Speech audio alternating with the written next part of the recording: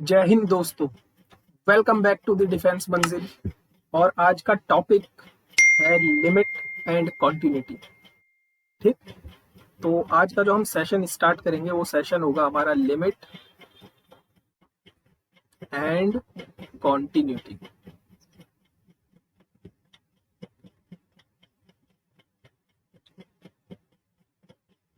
तो इस सेशन को हम वन लाइन रिप्रेजेंटेशन से खत्म करेंगे, लेकिन उससे पहले आपको कुछ फंक्शन का वन लाइन रिप्रेजेंटेशन पता होना चाहिए।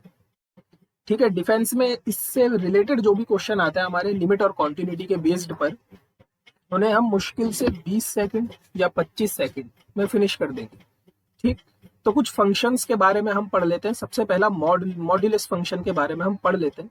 देखो, मॉड्यूलस फंक्शन क्या होता है? मॉड्यूलस फंक्शन होता है मॉड एक्स माइनस ए। ये ए जो होता है, इस ए को कहते हैं हम इस मॉड का सेंटर। क्या कहते हैं? सेंटर।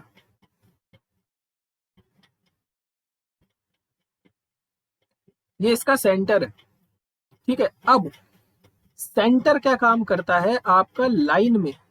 देखो, इस मॉड फंक्शन का आप रिप्रेजेंटेशन याद रखो, x माइनस ए। जब यहाँ पर x माइनस ए होगा तो हम लाइन पर पॉजिटिव a को ड्रॉ करेंगे। ठीक है, जब यहाँ माइनस होगा तो हम लाइन में पॉजिटिव को डिनोट करेंगे। और अगर मॉड कई बार ऐसे भी लिखा हुआ आता है x प्लस ए, तो हम लाइन में माइनस ए को लिखेंगे, रिप्रेजेंट करेंगे। अब इस लाइन रिप्रेजेंटेशन की खासियत क्या है? इस मॉड फंक्शन की खासियत क्या है कि मॉड फंक्शन अपने सेंटर के राइट हैंड साइड में पॉजिटिव होता है। मतलब ये इस तरफ तो x माइनस ए ही रहेगा राइट हैंड साइड में, और लेफ्ट हैंड साइड में ये मॉड फंक्शन माइनस होता है। ठीक है, नेगेटिव होता है। सिमिलर यहाँ पर इस तरफ अपने राइट हैंड साइड में ये फंक्शन हमेशा पॉजिटिव होगा, और लेफ्ट हैंड साइड में ये फंक्शन हमेशा नेगेटिव होगा। ये आपको मॉड फंक्शन की खासियत पता होनी चाहिए। क्लियर है बात? ये आपको पता होना चाहिए। ठीक, तो सबसे पहली चीज हमने मॉड्यूलस फंक्शन के ऊपर काम करा। मॉड्यूलस फंक्शन के बारे में आपको ये सब चीजें पता होनी चाहिए। उसके बाद हम काम करते हैं एक्सपोनेंशियल फंक्शन पर। देखो जी, एक्सपोनेंशियल फंक्शन की क्या खासियत है? ई की पावर एक्स, ये भी अपना बिहेवियर दो तरीके से बदलता है। कैसे बदलता है? देखो, जीरो के राइट हैंड साइड पर यह फंक्शन लगातार इंक्रीजिंग फंक्शन है।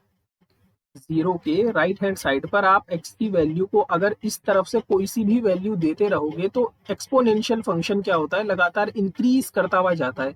लेकिन अगर आप इसको नेगेटिव वैल्यूज देना शुरू कर दोगे तो ये फंक्शन लगातार डिक्रीज होना शुरू हो जाता है। समझ आई बात? एक्सपोनेंशियल, देखो अब डाउट में मत आना, एक्सपोनेंशियल फंक्शन हमेशा पॉजिटिव होता है। ठीक है, मैं यहाँ पर इंक्रीजिंग और डिक्रीजिंग की बात कर रहा हूँ। एक्सपोनेंशियल फंक्शन हमेशा पॉजिटिव फंक्शन है, लेकिन जीरो के राइट हैंड साइड में ये फंक्शन इंक्रीज करता है और जीरो के लेफ्ट हैंड साइड में ये फंक्शन डिक्रीज करता है। अब लेफ्ट हैंड साइड में आप ज्यादा से ज्यादा माइनस इन्फिनिटी तक जा सकते हो, और राइट हैंड साइड में आप ज्यादा से ज्यादा प्लस इन्फिनिटी तक जा सकते हो।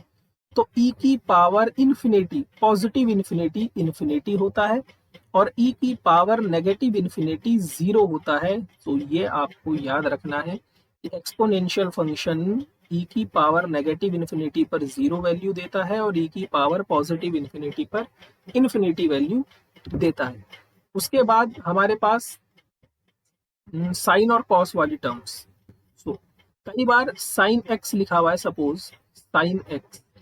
ठीक है, साइन एक्स हो या फिर कॉस एक्स हो, इन्हीं के बेस पर क्वेश्चन बनते हैं।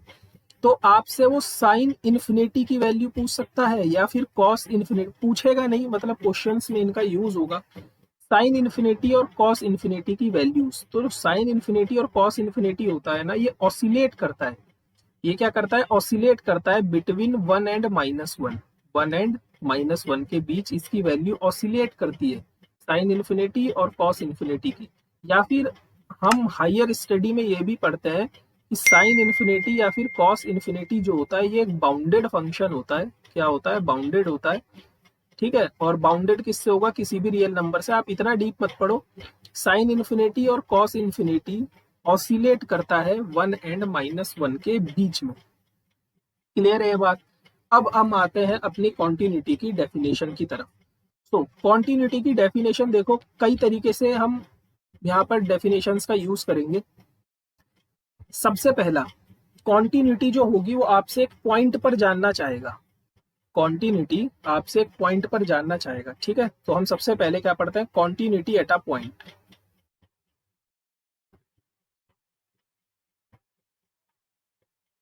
कॉन्टिन्यूटी एट अ पॉइंट, ठीक है। किसी पॉइंट पर कोई फंक्शन कॉन्टिन्यूअस कब बनता है, हमें यह पता होना चाहिए। सपोज हमारे पास एफ एक्स कोई फंक्शन है, this we have any function, ठीक है, एंड ए हमारे पास कोई भी रियल नंबर है, this we have any real number, कोई सा भी रियल नंबर है।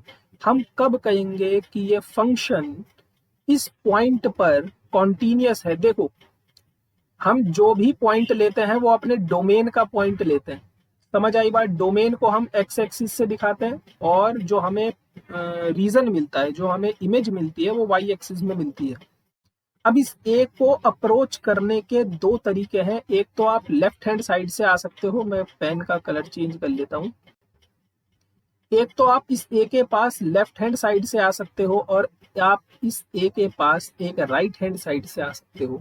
अब ये मत कहना हम ऊपर से भी आ सकते हैं, नहीं, ऊपर से नहीं आ सकते, क्योंकि ऊपर की वाई एक्सिस होती है, हमें एक्स एक्सिस से मतलब है, ठीक है ना।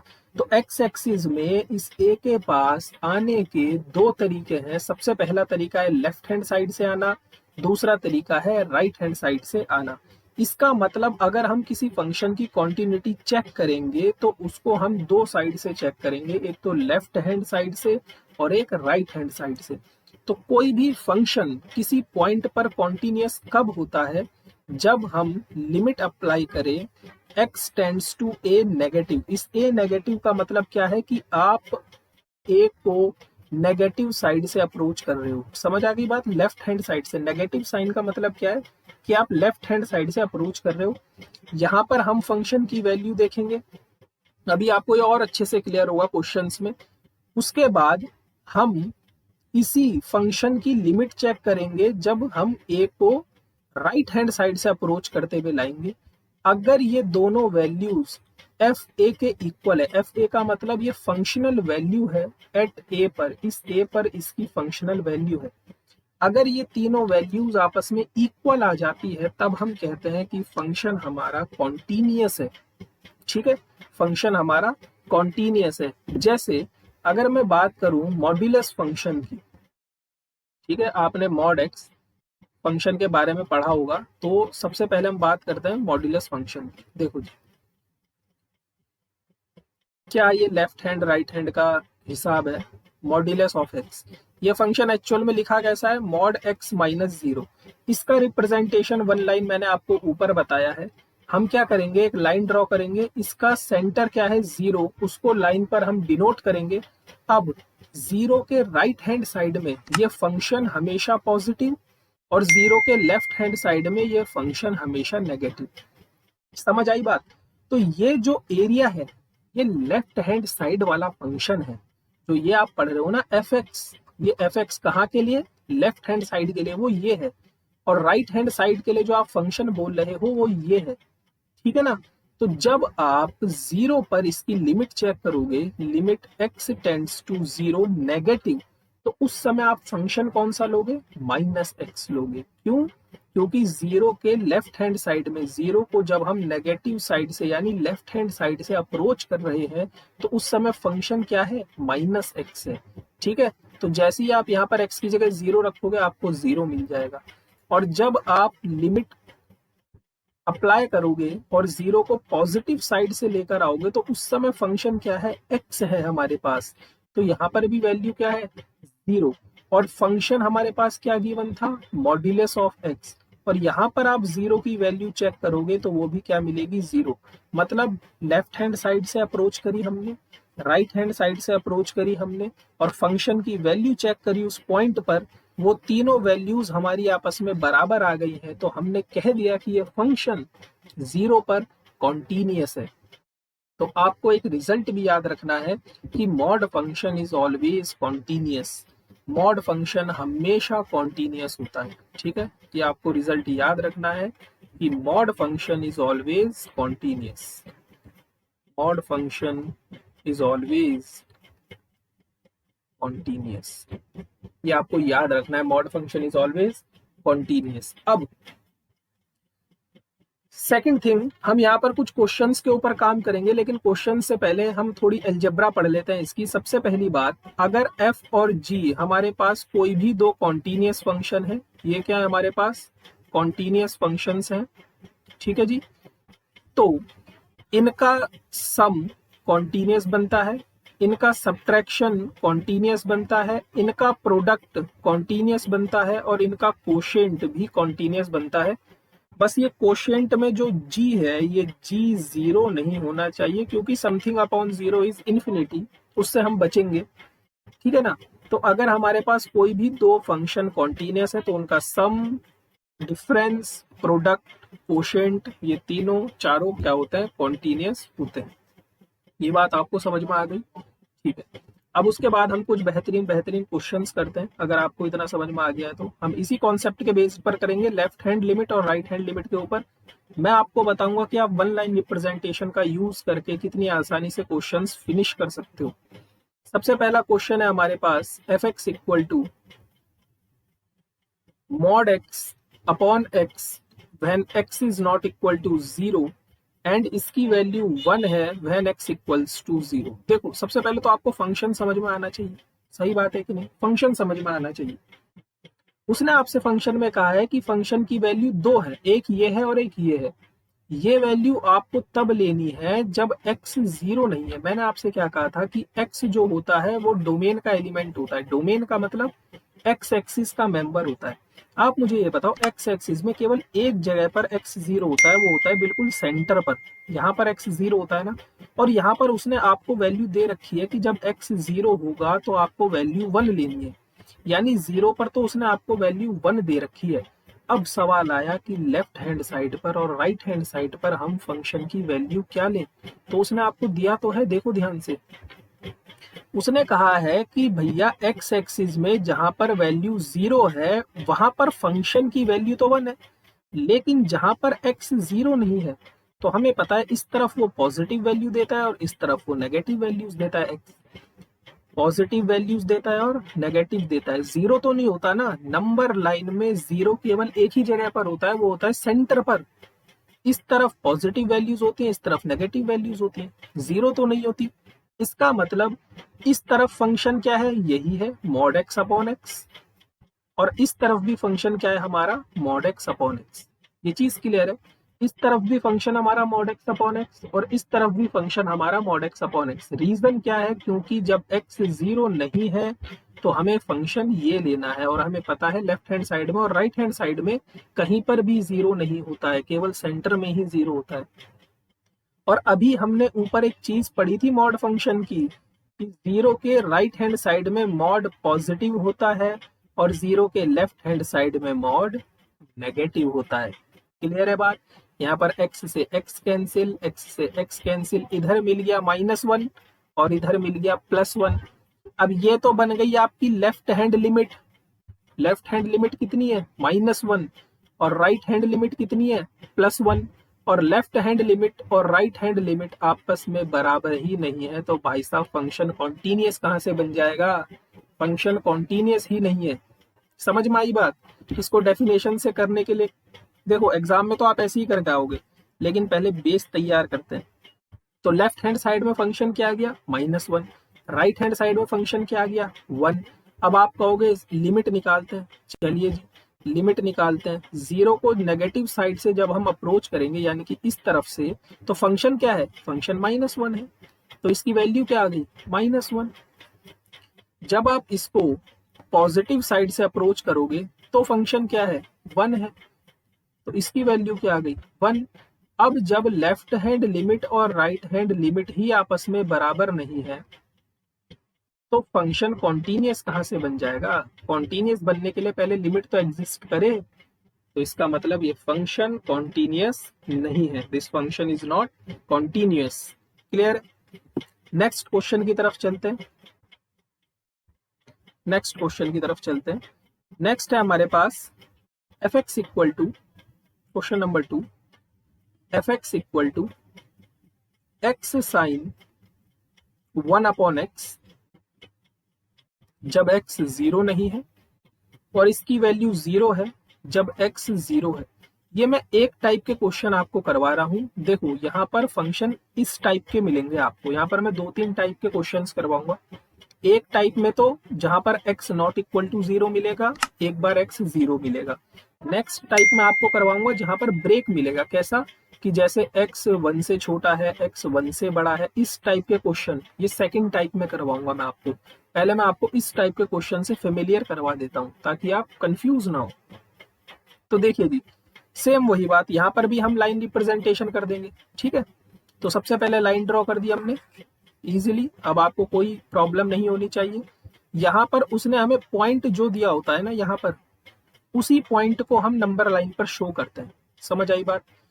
इसी ही पॉइंट पर कॉन्टिन्यूटी भी चेक होती है। जिस पॉइंट पर फंक्शन ब्रेक होता है, कॉन्टिन्यूटी भी उसी पॉइंट पर चेक की जाती है। तो यहाँ पर इसने हमें पॉइंट दे रखा है 0, तो नंबर लाइन में पॉइंट 0 यहाँ पर कहीं पर होगा। अब सेम ऊपर वाला आर्ग्यूमेंट करेंगे हम यहाँ पर कि x इक्वल टू 0 पर 0 केवल यहीं पर होता है। यहाँ पर इसने 0 की वैल्यू 0 दे रखी है, और बाकी जब x 0 नहीं है, हमें पता है कि इस तरफ भी x कहीं 0 नहीं होता और इस तरफ भी x कहीं भी 0 नहीं होता, उस समय फंक्शन की वैल्यू क्या है, x साइन 1/x और x साइन 1/x। दोनों जगह फंक्शन की वैल्यू सेम है, एज इट इज है। अब यहाँ पर हम लेफ्ट हैंड लिमिट निकालेंगे और यहाँ पर हम राइट हैंड लिमिट निकालेंगे, और दोनों जगह फंक्शन सेम है, तो आप कोई सी भी लिमिट निकाल लो, वैल्यू सेम ही आएगी। जबकि ऊपर वाले क्वेश्चन में ऐसा बिल्कुल भी नहीं था। ऊपर वाले क्वेश्चन में प्रॉब्लम क्या आ गई थी, ऊपर वाले क्वेश्चन में मॉड्यूलस आ गया था, और इस मॉड्यूलस फंक्शन का बिहेवियर बदलता है 0 के दोनों साइड। इसलिए हमने क्या करा, इसलिए हमने यहाँ पर -1 और +1 आया। ठीक है, इसलिए हमने यहाँ पर अलग अलग लिमिट भी निकाली है। लेकिन जो आपके पास नीचे क्वेश्चन मिला है, इस नीचे क्वेश्चन में बिहेवियर चेंज करने के लिए मॉड तो है ही नहीं। मॉड नहीं है, इसका मतलब या तो आप लेफ्ट हैंड लिमिट निकाल लो या फिर आप राइट हैंड लिमिट निकाल लो, कोई फर्क नहीं पड़ता। तो हम लिमिट निकाल लेते हैं। लिमिट जो आपका मन है, limit x tends to 0 negative side से, यहां से जब हम अप्रोच करेंगे तो फंक्शन क्या है हमारे पास, x साइन 1/x। अब जैसे ही आप x की जगह 0 पुट करोगे तो देखो क्या मिलेगा, 0 इंटू साइन 1/0। तो ये क्या हो गया, 0 इंटू साइन 1/0। 1/0 क्या होता है, समथिंग अपॉन 0 इज इन्फिनिटी। और अभी ऊपर मैंने लिखवाया था साइन इन्फिनिटी क्या होता है, ऑसिलेटिंग बिटवीन 1 एंड -1। और 0 की मल्टीप्लाई आप किसी से भी करवा दो, आपका आंसर क्या आ जाएगा, 0। सेम यही लिमिट आएगी आपकी जब आप इसको राइट हैंड साइड से अप्रोच करोगे। तो लेफ्ट हैंड लिमिट और राइट हैंड लिमिट दोनों की वैल्यू कितनी है, 0।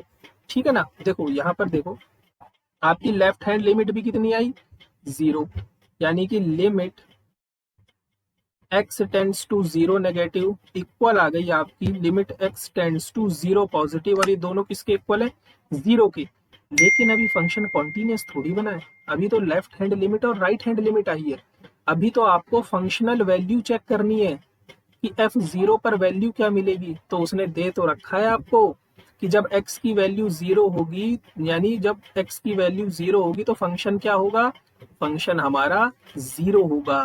क्लियर है, इसका मतलब 0 पर उसने वैल्यू क्या दे रखी है आपको, 0 दे रखी है। So left hand limit equal to right hand limit equal to functional value. So function is continuous, function is continuous. So guys ये था हमारा फर्स्ट टाइप कॉन्टिन्यूटी में। आप पहले इस चीज को समझना कि हमारे पास फंक्शन कितने टाइप्स के आएंगे। तो सबसे पहला फंक्शन तो हमारे पास यही आएगा जहां पर हमारे पास इस टाइप के x not equal to 0, x equal to 0। Next type हम पढ़ेंगे कैसे वाले, जहां पर फंक्शन कुछ इस तरीके से ब्रेक करे हुए होंगे, इस तरीके से हमारे पास ब्रेक करे हुए फंक्शंस होंगे। नेक्स्ट टाइप हम वो पढ़ेंगे। So thank you so much, see you soon.